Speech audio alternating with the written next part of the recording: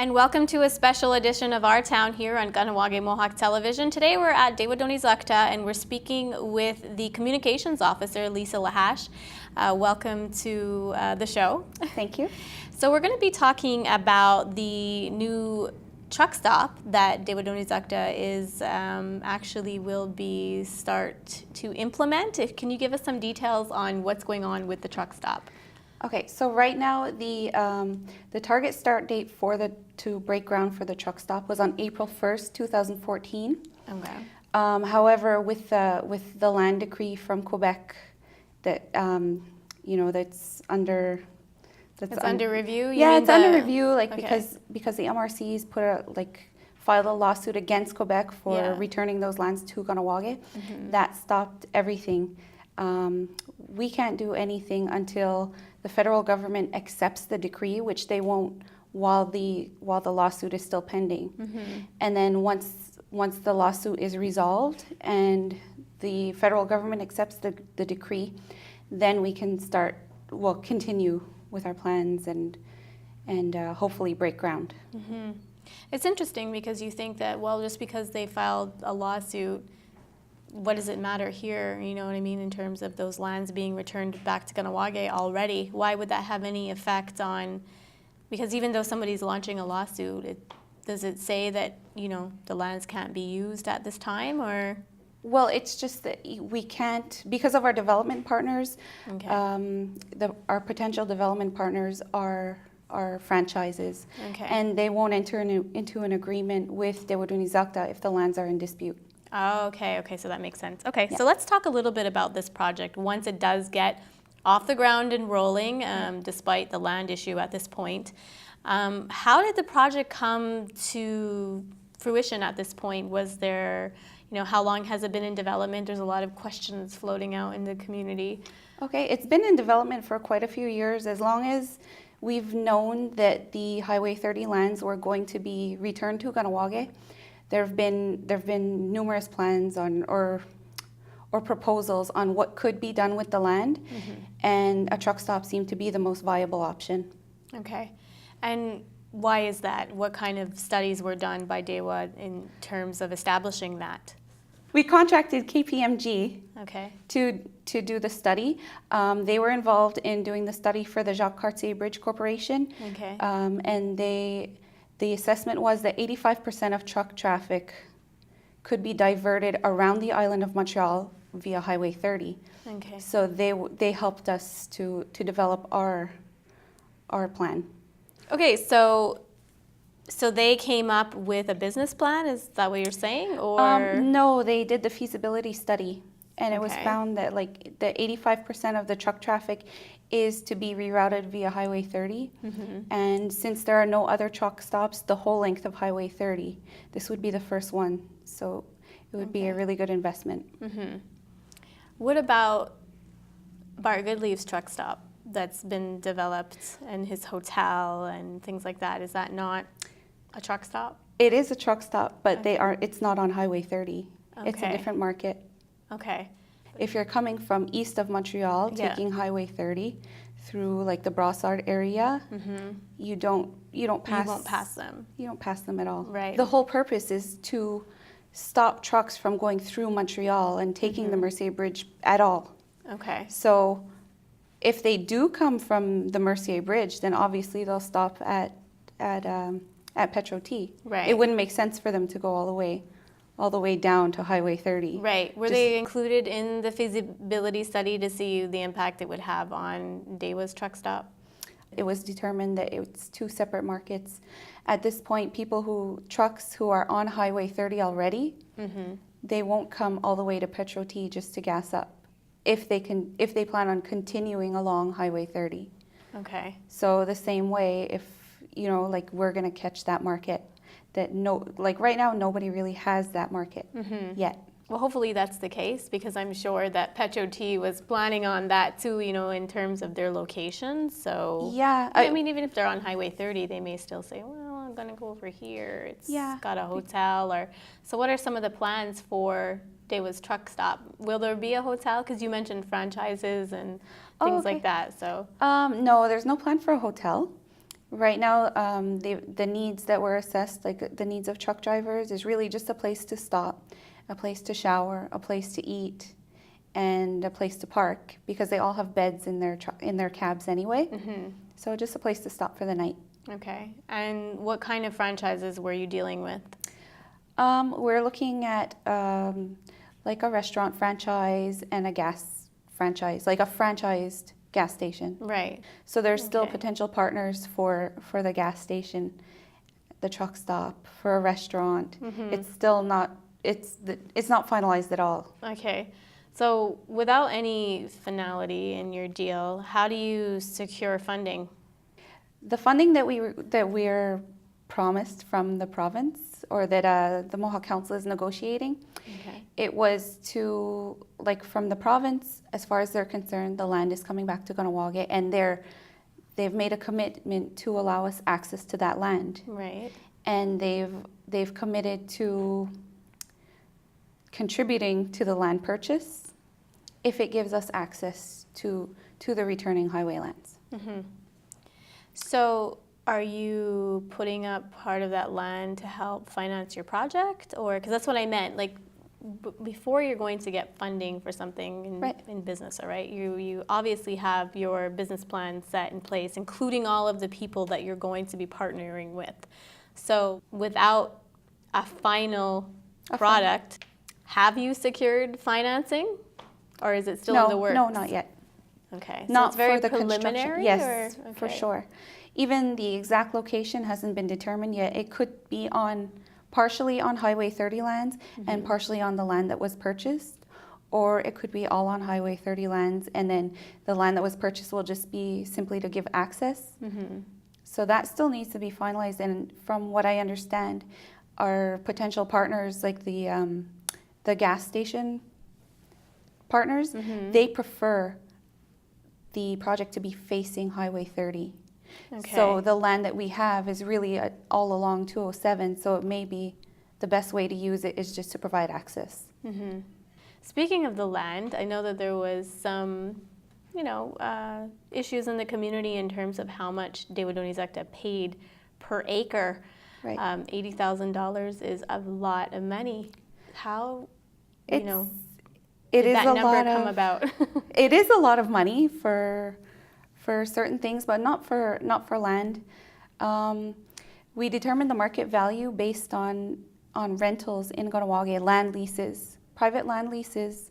A cigarette store will pay $1,000 a month for a small piece of land to put a cigarette store on. Right. And it's like far smaller than 1 acre.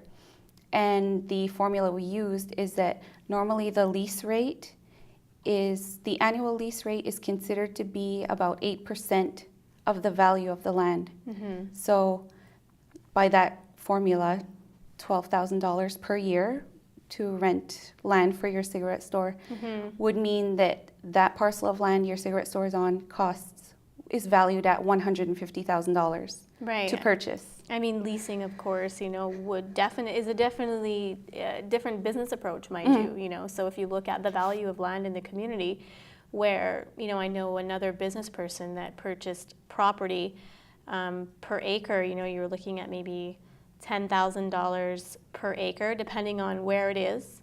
Right. Closer to where Tewatohnhi'saktha is located on that 207 land is going for anywhere between 35 and 40 at this point. Okay. So do you guys feel that paying $80,000 per acre, along the 207 sets a different precedence in the community in terms of what people will expect to sell their land at this point? I mean, it's not the first time that people have paid large sums of money for a piece of land. I mean, just for example, the lot where Robertson's is located is right in front of my mother's, and it went 10 years ago for $75,000 to $80,000, and it's not an acre. Yeah. So- Robertson's distribution. Yes, of course. I mean, along the highway there. And Right. of course, it depends on what the person wants to pay personally. Right. But Tewatohnhi'saktha had said you guys are using community funds. So with that, I guess what some people are saying is very much that is where did they get that figure from? And it seems very much inflated, where, the business owner, not the businesses, the landowners, was that a rate that they set? Actually, the land wasn't for sale. Okay. The owner had no intentions of selling. He just had it. Actually, the two brothers, they own the land. They don't live in the community. They come to the community like maybe once in the summertime to visit and stuff like that. Right. And Tewatohnhi'saktha made an offer based on what we perceive to be fair market value for commercial land. Because like the example I gave with the cigarette store, that's for commercial use. Yeah. And if you go by the formula of $1,000 a month just to rent it, to purchase it would be far more expensive. Why wasn't the community consulted on any of this project, the land purchase, all of that? I can't say about the land purchase, but I know for the truck stop there is community consultation planned. Whether it's asking for feedback or simply informing the community, it's our board is being given direction by the Mohawk Council. So whatever level of community consultation they feel is appropriate for this project, that's what we'll go with. But at this point, it's so preliminary, there's nothing really set in stone. Right. When you say that your board is given directives from the Mohawk Council, in what respect? Just in respect to the community consultation. That's the only, that's the only part of the file where they're asking for advice. Like how far do we have to go for community consultation, because they consult with the community on nearly everything they do. Yeah. So at what point does it become if you're a business owner, how soon do you tell everybody about your plans for your business? And how in depth do you go? Yeah, I mean, individual community members obviously have a lot more right to privacy than an organization that is accountable. It needs to be transparent to the community. I mean, they're two different things, right? So right, but then there's the guidelines of good business practices to keep in mind. I mean, I think that may apply again to the individual entrepreneur, but when you're using community dollars, I think that there's a certain level of openness that you have to have with the community before people say, well, how come we weren't consulted? And this is why I'm asking you those questions, obviously, because people do feel in Kahnawake that they want to be consulted on things, especially when it comes to lobbying funds publicly. Because there's no practice here in Kahnawake yet that the community has a say in how money gets spent within government. And since Tewatohnhi'saktha is, yes, they're economic development, they are a branch of the same government, that Mohawk Council falls under. So, this is the reason why I say the consultation process to some may be very important. Well, from a business development perspective, there's a certain point where you can consult, but we're not at that point yet. Yeah. Now, in terms of the land again, just going back to that, why wouldn't you consult the community? Because I know you just kind of paused there for a second and said, well, for the truck stop, yes, but for the land purchase, not really necessary, or? No, I can't even. I don't even know of any other examples where land has been purchased by the community where the community was consulted first. No, you make a good argument. I mean, the Mohawk Council had just done a land exchange that was that was using public lands, and I think they felt the backlash on that one a little bit, but because people seem like they do want to be consulted, but I think you're right in terms of setting a precedence that there's none in place at this point in terms of community lands. However, there was debate, I guess, in the community years ago where I believe Tewatohnhi'saktha had come forward. They were talking about the land management policy or the land development policy in terms of the commercial land use policy. Yes, thank you. Where everyday business people were going to be able to access land through DEWA. And I don't think this ever came, it's not fully flushed out yet, from what I No, understand. it was through the Commercial Land Use Committee. So the land would be developed and infrastructure would be put in. It would be ready to be leased by community members. And I can't recall why it stopped, but it wasn't through Tewatohnhi'saktha. It was through an independent body. Yeah, but I think it had something to do with economic development so that people were able to have.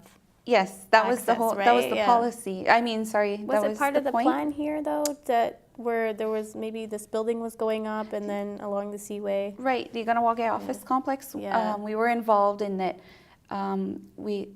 Plans were drawn up and commissioned by Tewatohnhi'saktha Right, to show how the lands could be subdivided Right, for okay. commercial use. So you guys were involved to a certain extent, and I'm only but, bringing yeah. that up because there was a certain amount of precedent set by DEWA there in terms of consulting with the community and on what business owners wanted, so that was a good thing. Right. So, and again, in Ganawage, I think that because we're such a small community, people tend to want to know everything, and I can appreciate what you're saying in terms of good business practice. As a business owner myself, I can't definitely reveal all my plans all the time. There's definitely things too that the community has to understand that can be somewhat confidential, wouldn't you say?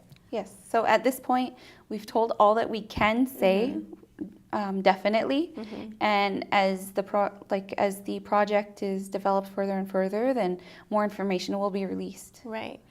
There was a comment that was made via social network, again, by a community member, talking about some sort of plan for the truck stop in terms of offering services to trucking companies, whether it was mechanical or the sale of tires. Do you recall if this is something? I just had to ask because I thought it was really interesting. No, at this point, it's to the best of my knowledge, it's a gas station and a place to park for the evening, facilities for the drivers, a place to sleep, a place to eat. And shower. Yeah. Okay. Well, thank you for coming on the show. It was an enjoyable interview. My pleasure. Okay, thank you.